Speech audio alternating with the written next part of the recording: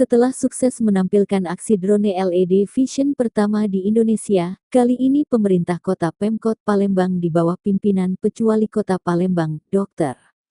C.K. Virgowansyah, WSTP MA kembali menyajikan penampilan istimewa lainnya untuk warga kota Palembang.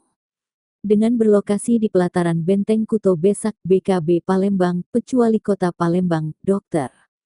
C.K. Virgowansyah, WSTP MA, juga sekaligus berhasil membuktikan komitmennya untuk terus menyajikan beragam hiburan menarik bagi masyarakat di Kota Palembang. Kali ini, pemerintah Kota Palembang kembali menyajikan satu-satunya dan pertama di Indonesia, yakni pertunjukan Flyboard with Body Lighting dalam Festival Sungai Musi 2025, Sabtu tanggal 15 Februari tahun 2025, malam.